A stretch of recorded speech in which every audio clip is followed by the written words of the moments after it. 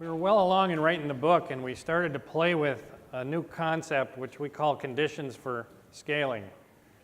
And it kind of went like, what are the conditions that are necessary in order for leadership to scale conscious leadership in the organization?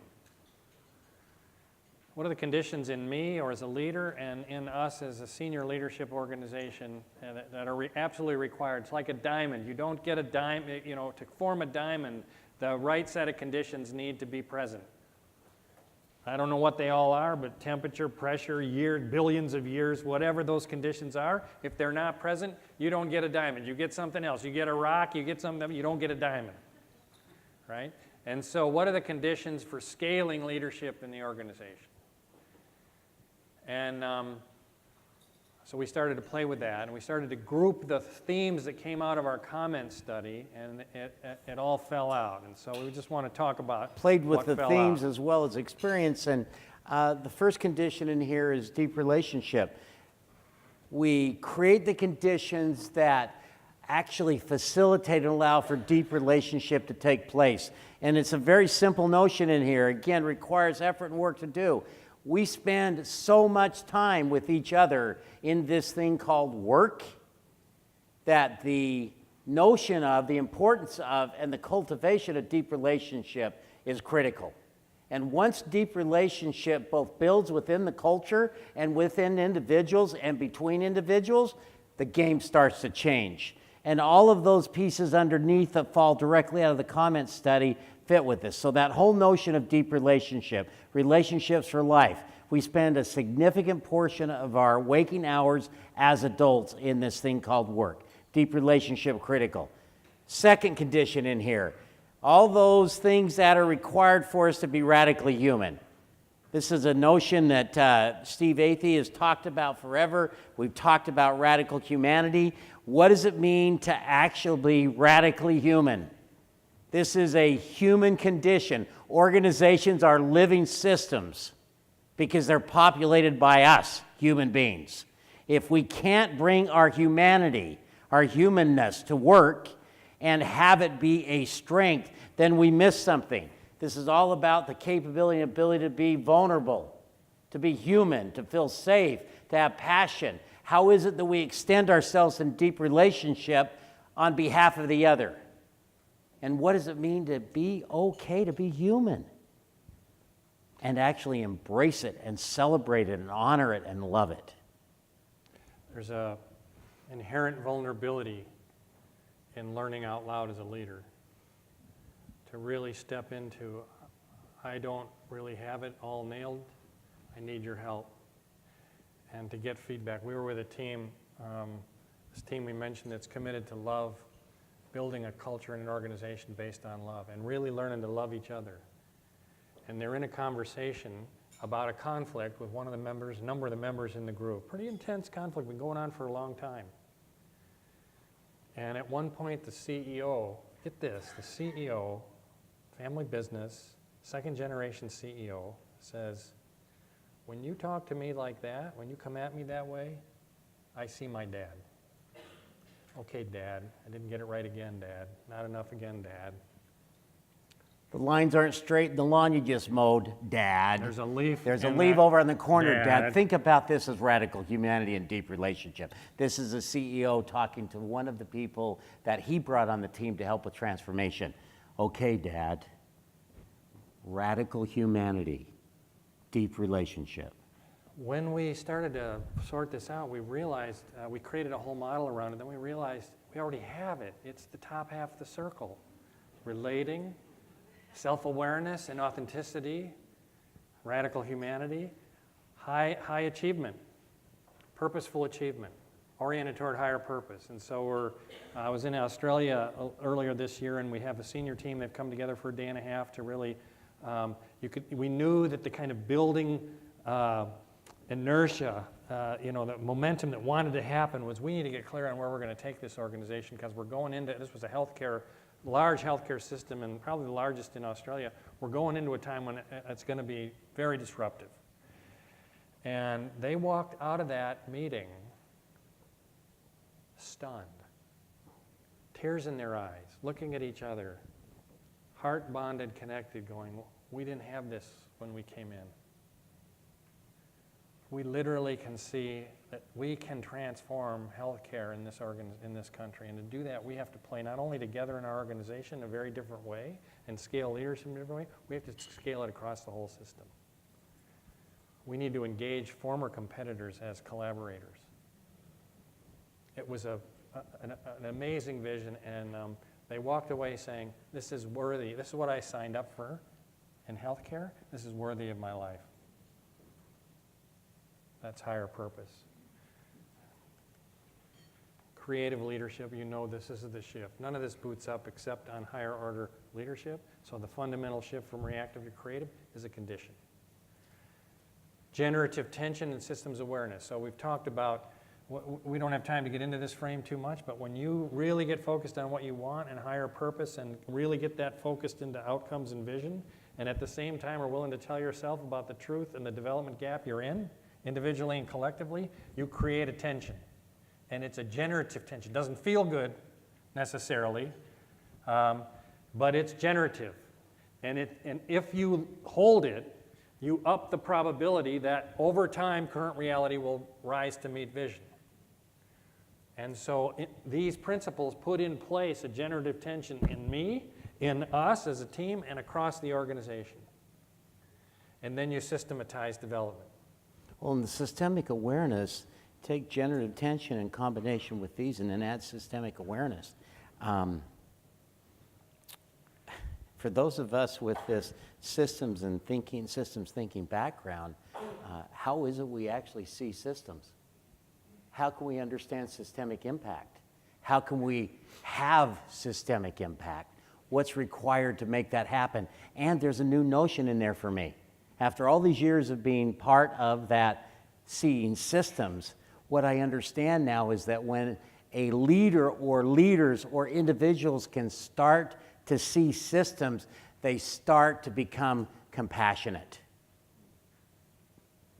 So I used to just take it from a systemic impact standpoint. If you do this over here, the intended, unintended, and consequences over here take place.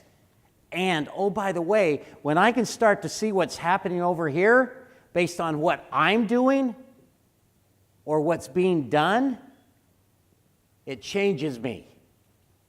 Because I no longer just see myself as an actor upon the universe or actress. I see myself as part of a universe that has systemic ramifications.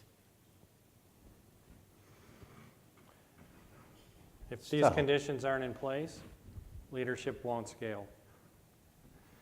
And we think leadership, scaling effective leadership, conscious leadership is a requirement. It is the essential requirement of transforming the business.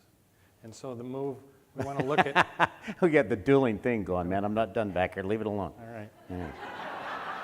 What the hell? Come on, Robert. This is my life. This is every day. We actually have dueling clickers between Ohio and Utah. Seriously, it's awesome. Yeah, man, I love this. We learn out loud, don't we? No, I don't think so. So, deceptively simple really takes time and work and dedication. To develop these conditions and have them persist is what makes a difference. And where Bob was going is that it won't scale up at the level that's required otherwise, and the difference that we'll make is amazing. So when we talk about 3 leaders, we want to actually end up here in the last 30 plus minutes we have, bringing this together and showing how these things play out. The high reactive leader, the high creative leader, the difference between those two, and understanding and scaling leadership. Start with yourself, get serious about developing those teams, and then build the system. You don't take that deep look within, it doesn't make a difference. So this is the Mary Edwards story. Senior Vice President right now, Commercial Markets for HM Health Systems. We met her about 2 years ago when she was a senior executive at Accenture. This is what Mary told us when we looked at her profile, and she's a 97%er. Talked about 20 years ago, she said, I had this voice in my head that said, you're not good enough, you don't know enough, you're not skilled enough, you don't have enough to add. At first, the voice kept me from fully contributing and from feeling powerful. Anybody got that voice? I do. Had it this morning. Oh, let's see, how recent was that? Oh, about 15 minutes ago, actually, right? That's an old voice. That's a friend of mine now. She talked to us about first voice, second voice. First voice tells her, like, this is what you need to say or do in the moment. And if she didn't do it within 5 seconds, the other voice came in. Second voice came in, you're not good enough, you're not smart enough, you're not powerful enough, you don't know what you're talking about, and she would shut down. So part of her work, and you can hear in this, the ability to take perspective on the socialized self. You can hear in this a later stage leader, right? Oh, I have this voice in me, and I don't need to pay attention to it. In fact, I have to act on the first voice within about 5 seconds, or I'll talk myself out of it pretty quickly. So the question mark in here that comes up with the opportunity to learn from Mary is which voice you listen to. And for some of us, we need to listen less to the first voice and more to the second. For others, we need to listen more to the first voice and less the second. It depends on the individual. Mary's taking a deep look into her own leadership, and she said, hey, I've got to learn to get comfortable taking on really uncomfortable things, because I don't think comfort's the outcome I'm looking for here. Because if comfort is the outcome I'm looking for here, I'll just keep myself quiet. I'm in a room with the smartest group of people I've ever been around in my entire life. That didn't make me feel more confident and secure. I want to add a contribution that actually adds to the conversation instead of takes away from it. And you know what? That first voice makes me feel strong. Immediately that second voice shuts me down, and I don't step forward in a way that makes a difference. And then I said, wow, I need to step into it fully. And it changed everything for her. That's her developmental pathway in getting clear on self and understanding what it means to deploy self into circumstances in a more powerful way. Remember, this is a 97% creative going into integral in a big way. And then she said, hey, listen, I learned I needed to create an environment around me where people know I want and need ongoing feedback. So this is a really bright lady. Doug told us to stay between, Bob, and I'm walking outside of the... I'm trying to keep out of your way, Bill. Yeah, thanks, man. Please do that. I need to create an environment, because the unintended consequence in here for Mary was, I need to create an environment where people are willing to give me feedback, because all of a sudden I say to myself, geez, it sounds like when something comes out of my mouth that I've really thought it out, and it's not true. Maybe it's my first thought. Maybe it just is there, and it shuts people down. And so I have to consistently ask for ongoing feedback to encourage it. So listening to that first voice, stepping in, being okay with being uncomfortable, and then knowing, think about this from a developmental pathway standpoint, that I've got to create an environment by asking for feedback and then reinforcing it over and over and over again. That's a 25-year practice for her. And yet we stand in groups all the time, everyone in this room, and a significant portion of us don't ever ask for feedback and encourage that environment to make it happen. And this is why, right? If I don't continually ask and I don't let you know that it's important to me, I'm not going to get the best out of us collectively. And therefore, we won't have the best results and the best experience that we want to have. So Mary, on this development path, continues to play itself out, and she got the start with self. First, acknowledge the gap. Second, harvest that feedback-rich environment by encouraging it. Focus on what's most important. First thing I can do is focus on my inner game to actually get me to speak up and go through the discomfort of doing that. Risk actually looking like I'm not the smartest person in the room versus withholding and holding myself back. And then fourthly, last, reaching out for and asking for feedback. She played that one out just to a T on starting with self. Then we got this guy. We're going to spend a little more time on him, and then we're going to talk about Mike Jett, who's going to come up here. Jeff Hullinger, President and CEO of Marlin Business Services. Now, if you were to look at Jeff, what do you think his academic background would be? Anybody have an idea who this guy is? What would you suggest? What do you think he started out his career as? Finance guy. Yeah, exactly. CPA, right in the middle of it. Smartest guy in the room forever. When we met Jeff years ago and then started working on this next stage of development was 2007, and he was at a company called USXL, which is a commercial finance company. And there's his first profile. Yeah, wow. Okay. What do you know about Jeff? He's brilliant. He doesn't just think he's the smartest person in the room. He often is. And if there's someone that's smarter, we wouldn't know it anyway, right? And a wonderful human being. What do you know about his results? He's getting results. Hey, what do you know about his results? Are you kidding me? Look at that. Leslie said, that's seriously. Who are you going to go to if you want to get things done? He is the guy. How do you think he responded to his first suggestion they take an LCP profile? This one. Oh, I'm really excited about that. I don't need that. You'll hear it in video in a minute. So there's 2007. There's 2011.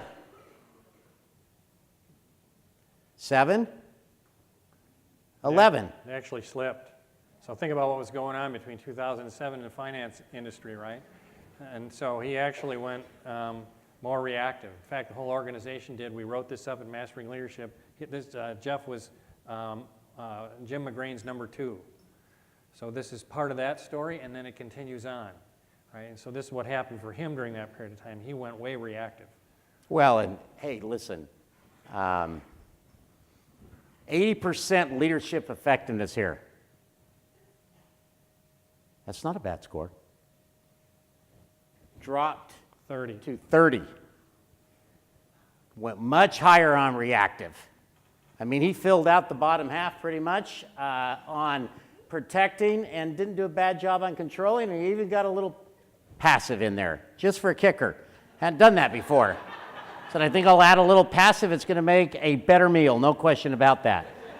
Between 2007 and 2011, I could ask for people to stand in the room that we ran at Jeff as a coach, and 4 would stand up, including myself. We ran every coach we thought could have impact. Cindy did the best job, no question about it. Actually started to break through a little bit with Jeff, and he started to make a shift. And the leadership in this organization between 7 and 11, they were going to eliminate the company, sell off the servicing portfolio in New Jersey, and they were going to go away. And someone came in and said in 2011, which was Everbank, you know what, we don't want you to go away. We want to buy the company and buy the entire leadership team and take it to the next level. This is where Jeff got serious, 2011. That's what happened to him in 2013. Leadership effectiveness score went from 30% back up to 70%. His reactive creative score shifted from 15% up to 55%. Literally brought everything down on the reactive and took everything up on the creative, and wow, did it start to shift for this guy, including this. I'm a better husband. And wow, I'm a better father. And between this time and a significant event with his daughter, I could be there for her in a way that I never could have previously. He started to get it. Between here and here. And now, fast forward to being the CEO of a new company and bringing it all and working this developmentally, he goes from 50% on the reactive creative to 75% and up to 95% LE. And as you listen to him, get a picture of what he says about arrogance, and we'll come back to this in a minute.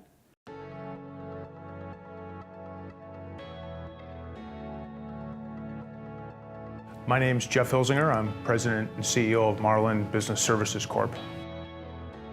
I took the first LCP because I was required to, not because I thought I needed to. So that's totally consistent with how I scored. It took me a while to sort of conclude that there was a significant opportunity to improve my leadership effectiveness. I mean, I had been a senior officer of a large, public company. I'd worked in Europe. I'd had hundreds of people work for me.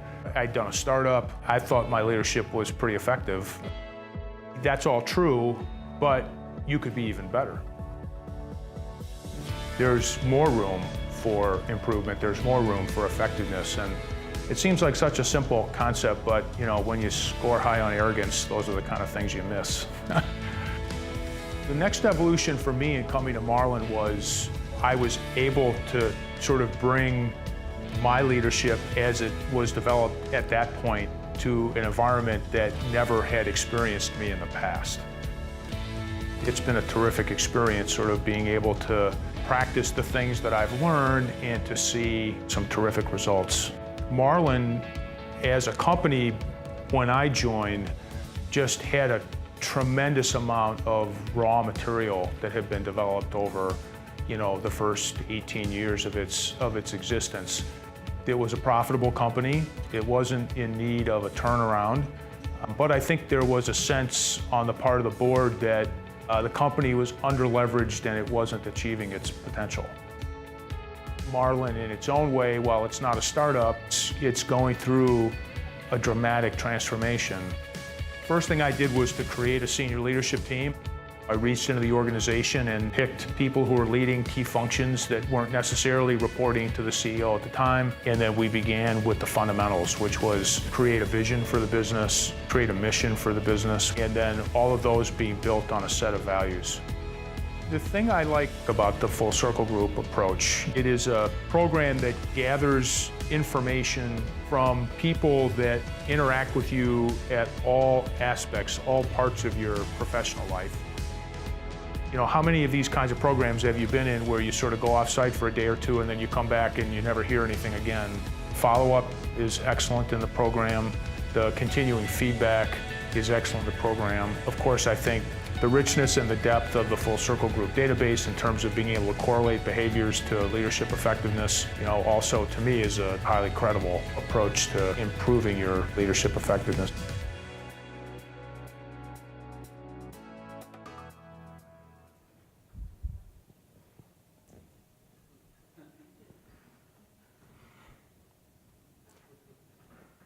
Just let it sink in for a minute, especially that last one.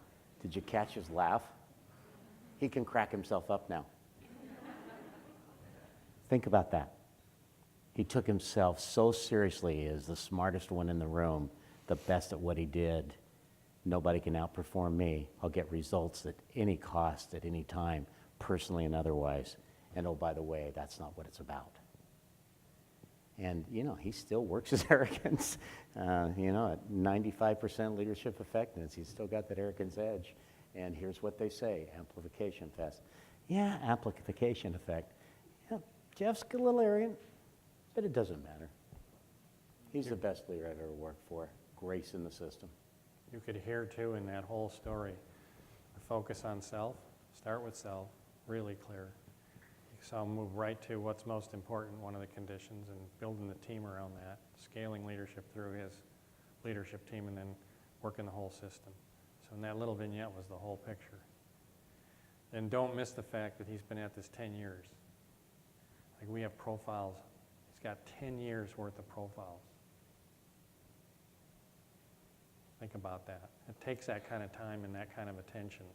First to thing really he did when he landed in his new role, and 2 years ago, is that he reached out to me and he said, "Hey, listen, I gotta get to punch my ticket as a CEO, which I've wanted to do for a long time, of a NASDAQ traded company, and there's a lot of work there. I want to do it right." And then he told me how he's going to do it. I got to be conscious about who I'm deploying. I got to stay focused on making sure I'm the best leader I can be. I've got work to do with this leadership team, and we got to get the organization's leadership system built and aligned so that we can actually shift this culture, because there's a lot of work to do. And he's methodically gone about that with the same kind of relentless pursuit he had to get financial results and be the smartest guy in the room 11 years ago with creating the right culture and building it. When we walked in the room as he was working with his extended leadership team about 60 days ago, and Tim John Press was there after having not seen Jeff for a long time, he walked up to me and said, "That guy's got a different aura about him. There's a light to him that I didn't see before. He is a different human being. He looks different. He shows up differently." That's not the same person that we ran coach after coach after coach at. Stock's up 120% since he took over. Until you really understand your own strengths and liabilities as a leader and have them a part of your leadership journey, and then start with your teams, it's not going to make a difference. And the process of scaling leadership beyond yourself is key. And then you work the culture. When we worked with that group in Australia, you could see them really get clear on the vision. And then we shifted to how do you take responsibility for the development of leadership in the organization and scale it? And you could see them go into not being able to even hold that concept. Like our job to scale leadership, it just didn't connect. And so this is deceptively simple. How do you build leadership teams and scale leadership through teams? It's deceptively simple, but it goes out of perspective really quickly. Well, and the last piece in here is we played ourselves through this in leadership teams and working on the culture, again, deceptively simple, was get the right people in place. Sometimes there's not those folks that are actually going to be able to make the journey.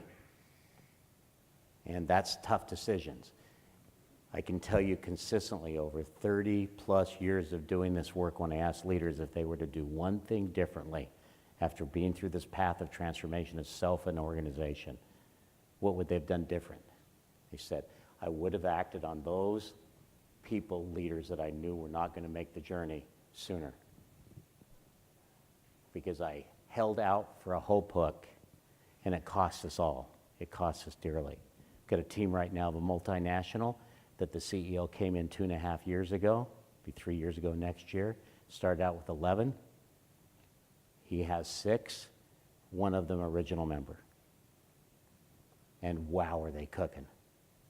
And it wasn't a brutal experience. It was actually one where both sides of this were relieved and better off. And those are tough decisions and required. Okay. So, Mike Jett. Mike's Honda Functional Regional Head for Supply Chain. That's a promotion for him. And it's a promotion for him because of what he did when he was the Vice President and Plant Manager at the Honda Precision Parts. Now this is Georgia. We're in the backyard here, right? 250,000 square foot transmission manufacturing facility, 100 million, we're talking about a big job. Now, we met Jeff years ago. Mike, we met Mike years ago through the Honda. Jeff too, you're right about that. Yeah, that's right. I'm talking about Mike now. Through the Honda, we have a year-long process we do with Honda, and we met him at this, and here was his profile when we met him. When Mike got this back, it was tough. It was tough for him. He told us later he cried for a week in his office, but hung it up, put it up, and made a commitment to change, and never looked back.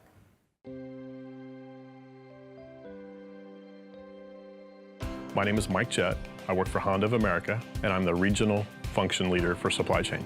In May of 2012, I was asked to be a part of the Honda Leadership Summit.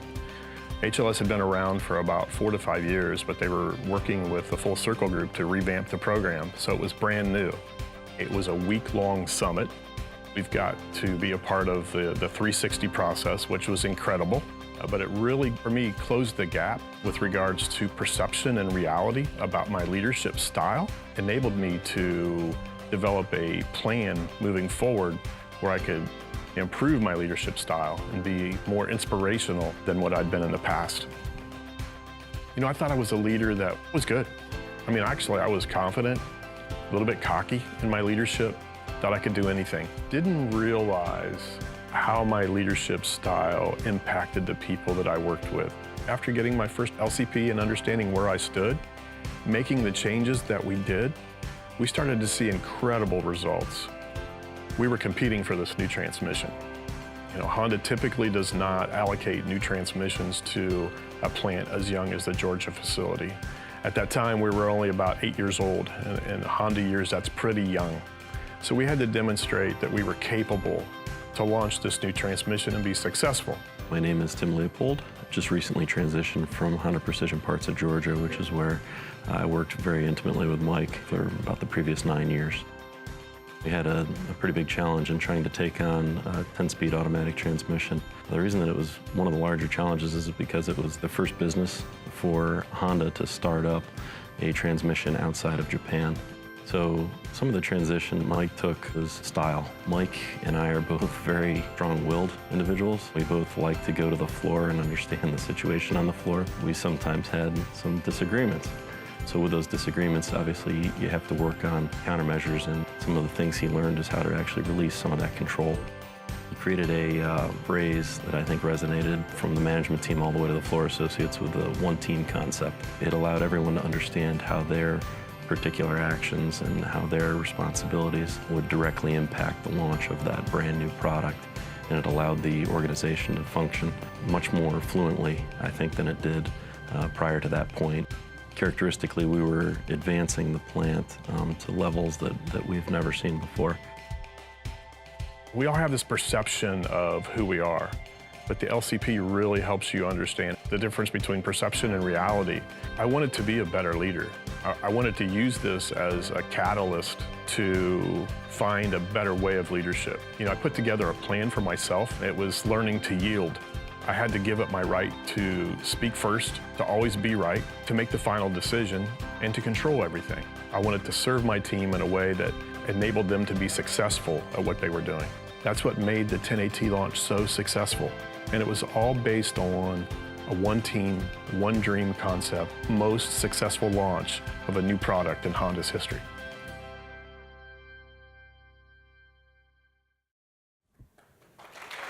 So, Mike, come up and join us. Welcome. Come on up, Mike. Come on up, Mike.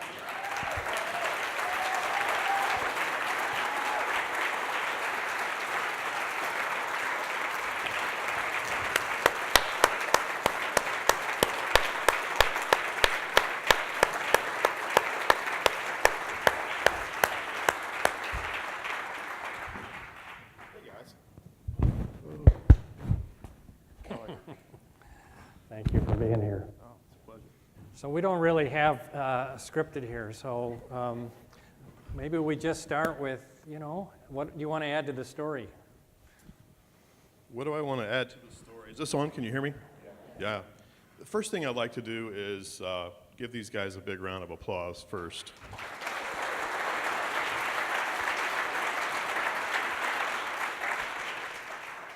And really, it's because of these guys and because of what you do every day, and I know we talked a lot about how this impacts what we do at work, but it also impacts life. And I'm better at life because of what you all do, so thank you very much. You know, to add to the story, wow, it was rough in the beginning. You know, talking about the experience, you know, in May of 2012, getting that first LCP, you know, I was crushed. It was a very hard thing to take. As I said in the video, I was confident in my leadership approach, but it did close that gap between perception and reality. And as Bob said, I did post it because I was committed to changing who I was as a leader. It gave me an opportunity to work with my division managers, my senior leadership team, develop a plan for myself, but also to develop a plan for them because I saw the value in the impact that it was having on me, and I wanted them to experience the same thing that I was experiencing. So with that said, I had 5 division managers at the time. I got them all through the program, and it was really remarkable because we could share our experience. We could share the things that we were working to develop We held each other accountable. You know, in the video I talked about yielding, but it was also about learning to be humble, learning to be vulnerable with my team, things that I had not thought about previously. So from that aspect, it's been an incredible journey, and it's one that continues today. So thank you very much. I don't know if you have any other questions. Oh, yeah, we do. Sure. You know, Mike, what you just described, and we'll show his second profile here in a minute, but I got an email from Mike when he got his second profile, and it was very simple. This stuff works. Right? And I wish I had been doing this 30 years ago. But you very quickly made a decision at the plant here in Georgia, on the Georgia-Alabama border, that you needed to engage your entire team, and you took responsibility for the development agenda of that leadership team. Talk about that. Well, the first thing we wanted to focus on was the culture. So we actually developed a leadership statement, and it read something like this, and it was exactly like this, actually. We wanted to create a positive environment where our associates would love to come to work. And I know that sounds very utopian, but that's the type of culture that we wanted to develop. And the whole leadership team bought in. It wasn't about coddling our associates, but it was about creating environments where we could engage with them, where they could become empowered. And that's where we came up with the one team, one dream statement. And that really resonated throughout the entire plant. And I think that was, focusing on the cultural piece really helped us to be successful with the launch. It was guys like Mike that taught us what we're now writing up in scaling leadership. How do you start with yourself? I mean, you don't have a better example than that here. Move it to the team, put the whole team on a development agenda. Same thing, it's like do the same thing, but scale it to the team and then scale it to the plant, to the entire organization, and systematize it, build a whole culture around what we're learning together. It's a great example. What happened to your results? Results were, I want to go back early. So as I said, we were competing for this transmission, and you know, it's 2012. You know, I'd just gone through my first LCP, and I was getting, you know, deeper into understanding who I was as a leader. I was engaging with my leadership team, and you know, knowing that we had to compete for this transmission really changed our approach. We started to see improvements in all of our characteristics, from, you know, productivity, efficiency, safety, quality.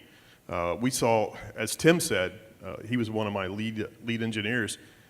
We were achieving results that hadn't ever been achieved in any plant. So that really spoke volumes, and that was another reason after I got my second LCP that I sent that email to Bill and said, you know, this stuff really works if it's approached the right way. So the results that we achieved at HPPG were awesome. And now you're back in Ohio.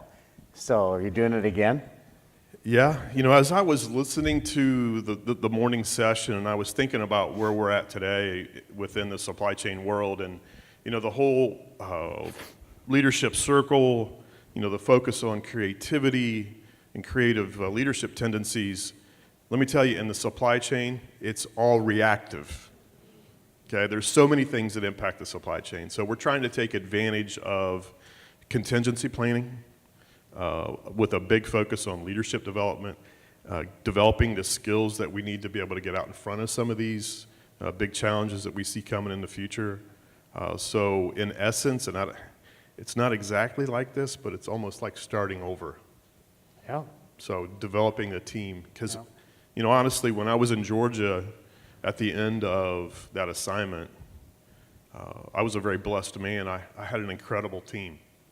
And you know, they started disbanding us earlier in the year. One of my division managers moved from Georgia to Detroit to be part of the fuel cell development team. And then Tim is now our electric vehicle project lead. So you know, we've all grown into these bigger, more demanding roles, but it's been exciting to watch. Yeah, and so there you're scaling it, right? Like not only in your plant, but now those leaders and you are taking what you've learned and saying, okay, now how do I bring that to the next assignment and the next and the next. Last piece here, Mike, and let you go. You said a moment ago when you started that it's made a big change for you in the way that you come at life and how it is for you, both personally and professionally. What's shifted for you? What do you see now that you didn't see before, and what does that mean? Well, when you looked at my first LCP, you saw that I was, very arrogant, very controlling. Those also were in my personal life. So as I started to work through this process, it made me realize that I'm the exact same way at home, and my wife actually told me that. So, multiple times. And she's also seen the change, and we've talked about that. And this is, as I said, before, it works. I want to continue down this path. I want to continue to be a part of this. I want to continue to drive this through our organization at Honda. So it's been incredible. Thank you, Mike. So- I'm assuming there's a few people in the room that drive Hondas? Yeah? Thank this guy. Thanks, Mike. Thanks. Thank you.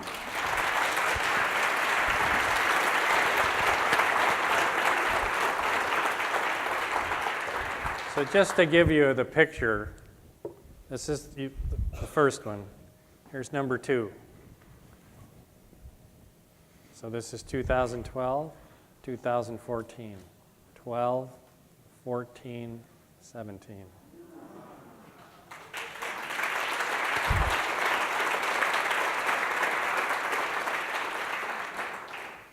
Don't miss again, we're talking about multiple years here and a constant effort and measuring and tracking with the whole, not only himself, but with the whole team. This is what it means to take responsibility for the development agenda in the organization and really drive the development agenda as the senior leader. It's one of the conditions. And he talked about results. Productivity increased. Safety went from 9 incidences to 0.5. Quality. Company records. Retention dropped dramatically. And these are very expensive people. So when you drop retention that dramatically, it's huge cost savings. And so that's an incredible story. Thanks, Mike. Really incredible. Develop that leadership team, lead the development agenda, look at both individual and collective effectiveness, build alignment around what matters, and get the right people in place, and a reinforcement of that. And then, what does it mean to build that leadership system? Take responsibility for the whole, see systems, build that system, work that system. It's got to be part of the way we measure performance. And as you've all heard, we have all heard our entire lives, we're perfectly designed for the performance we're getting. Leadership system sits at the middle of organizational effectiveness. It's key because it sets up organizational identity. It makes a qualitative and a quantitative difference to the results and the lives of the people that we work with and for and that we serve. And that's one of the great opportunities here on this planet, to serve others and make a qualitative difference in their lives. And so we come back to the principle, and you could see it in the stories. Conscious evolution, more effective. The organization's not going to perform at a higher level of performance than the consciousness of leadership. We see this over and over in our work. And it's a hero's journey. It's not an easy journey, and Mike spoke to that. Jeff spoke to that. And so consciousness and competence emerge together. They're intimately intertwined.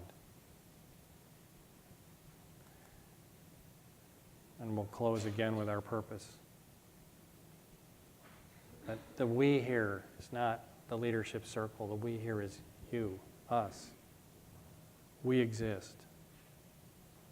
It's what Jeff's doing at Honda. It's what, Mike's doing at Honda, Jeff's doing it at Marlin. It's us working with our clients. We exist to evolve the conscious practice of leadership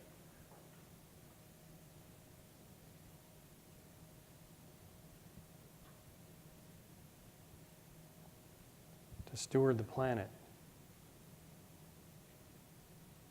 When I think about that in perspective of what we witnessed yesterday, the bar goes way up. What does it mean to really take responsibility for the welfare of this planet, which we so love and depend on? We exist to evolve the conscious practice of leadership that can do that, steward this planet and awaken us all to our inherent unity. When I hear Martin Luther King say, "How could I violate you when you are me? We are all each other." What does it take then to lead from a place of everything, the planet, you, me, we're all arising as a unity? How could I violate that unity? I violate myself. And if we lead on an integral platform, a creative integral platform of leadership with a presumption of our inherent unity, and the unity of all things, how do we lead? We think that's what it's going to take to really carry us into the futures we absolutely now have to create. And so we exist to evolve the conscious practice of leadership to steward the planet and awaken us all to our inherent unity. And so thank you for joining us. We had no idea when we started this was going to come to all this. We just, right? Heartfelt thank you for showing up.